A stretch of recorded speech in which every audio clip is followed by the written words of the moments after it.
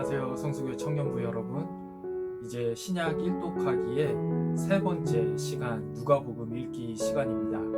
이 누가복음은 공감복음, 마태, 마가, 누가, 이 공감복음이라고 하는 것은 같은 관점을 가진 복음서라는 이야기인데요. 이 공감복음의 세 번째 책이면서 동시에 요한복음까지를 포함하면 4복음서에서는 세 번째 책에 해당이 됩니다. 자, 그래서 이제 우리가 누가복음을 함께 읽어볼 텐데요. 이 누가복음의 저자는 누구일까요? 네, 누가복음의 저자는 누가입니다. 전통적으로는 우리 누가복음의 저자가 누가라고 알려져 있습니다. 누가는 의사였습니다. 그리고 또 세계적인 역사학자인 요세푸스나 헤로도토스와 같은 그런 역사가이기도 합니다. 한 전통에 따르면 누가가 초대교회 당시에 신성하게 여겼던 마리아의 초상화를 그린 화가다라는 이야기도 있습니다. 이렇게 누가는 참 다양한 모습을 가지고 있는 것을 볼 수 있는데요. 그런 누가의 모습과 같이 우리가 알고 있는 이 누가복음도 역사적 정황이라든지 또 예술적인 기품이 묻어나기도 하고요. 또한 굉장히 교양 있고 세련되어 있는 헬라어로 기록이 되어져 있습니다. 누가복음은 신약 성경에서 가장 긴 책이에요. 누가는 누가복음을 시작하면서 데오빌로라는 사람에게 당신이 알고 있는 그 진리에 대한 믿음을 더욱더 확고하게 하기 위해서 이 복음서를 썼다라고 누가복음의 기록 목적을 밝힙니다.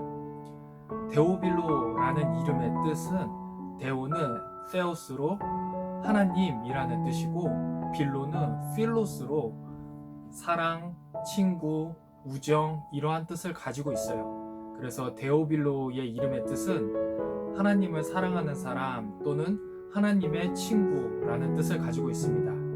이러한 데오빌로의 이름을 통해서 우리가 유추해 볼 수 있는 것이 하나가 있는데요. 그것은 뭐냐면 이 누가복음이 믿지 않는 불신자들을 초점으로 해서 쓰여진 책이 아니라 이미 하나님을 사랑하고 있는 사람 데오빌로, 하나님과 친밀한 친구같이 그런 친밀한 관계에 있었던 그러한 사람들에게 쓰여진 복음서라는 것을 우리는 유추를 해 볼 수가 있을 것입니다. 이 누가복음서는 이제 몇 가지 특징들이 있어요. 그 첫째는 이 누가복음에서는 예배와 기도가 많이 강조가 됩니다.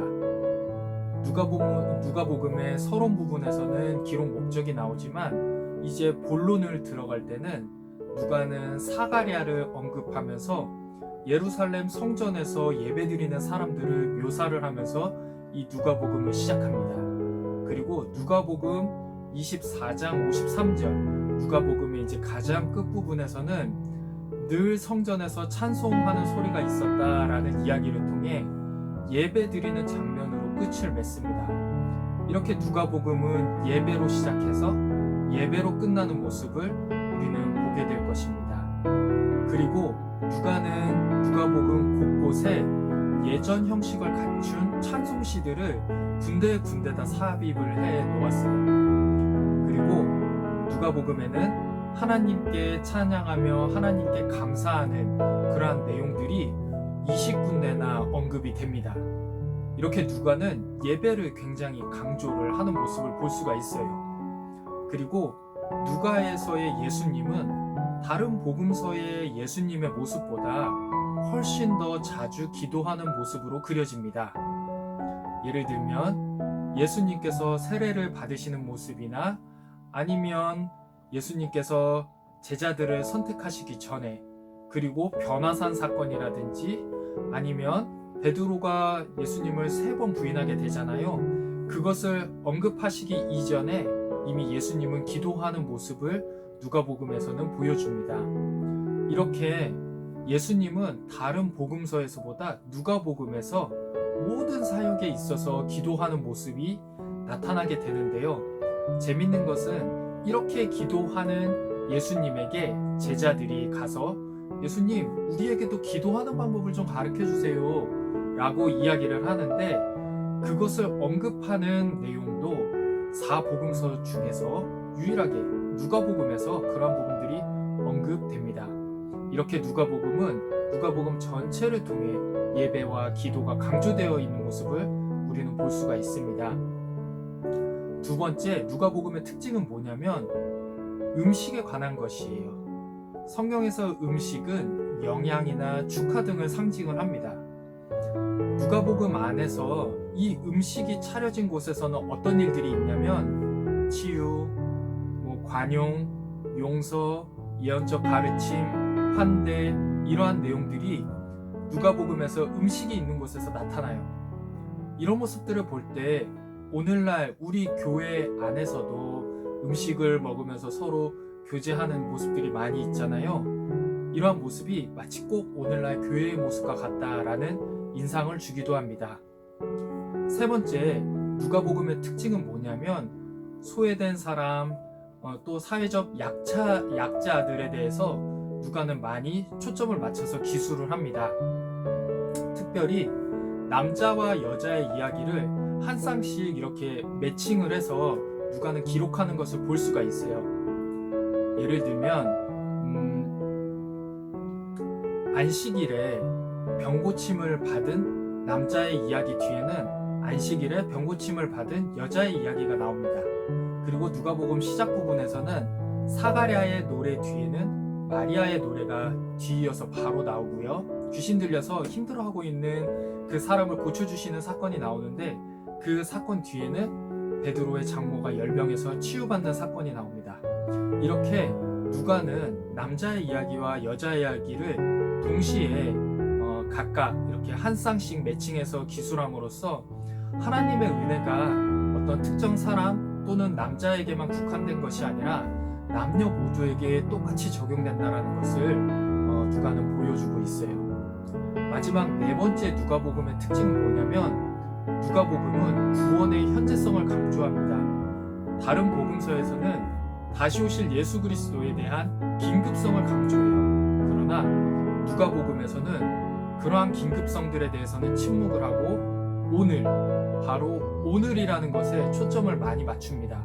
그래서 누가복음에서는 오늘이 굉장히 많이 나오고 또 거기에 무엇인가 이렇게 포커스가 맞춰지는 것을 우리는 볼 수가 있어요. 여러분들, 제가 누가의 입장에서 여러분들에게 한번 물어보겠습니다. 여러분들 마음속에 오늘, 지금 이 순간 여러분들의 마음속에 예수님을 나의 구주, 나의 하나님으로 받아들이시고 계십니까? 여러분들이 이 질문에 아멘 또는 네 라고 대답했다면 여러분들은 누가복음 19장 9절에 나오는 것처럼 오늘 여러분과 여러분의 가정에 구원이 이룬 줄로 믿으시기 바랍니다. 이렇게 우리가 앞에서 살펴보았듯이 누가복음에는 몇 가지 특징들이 있어요. 예배와 기도를 강조하는 모습, 또 음식이 있는 곳에서의 교제, 환대, 용서, 축복, 이런 부분들, 또 소외된 자를 돌보는 모습들, 그리고 구원의 현재성을 강조하는 모습들, 이러한 모습들은 어쩌면 오늘날 우리들의 교회가 갖춰야 될 모습들이 아닌가 하는 것을 생각하게 됩니다. 우리가 현재 코로나 때문에 같이 만나서 예배드리기도 참 힘들고 같이 교제하는 것도 힘들잖아요. 우리 이번 한 달 동안 누가복음의 말씀을 읽으면서 우리가 가져야 할 이 교회의 모습은 어떤 모습일까?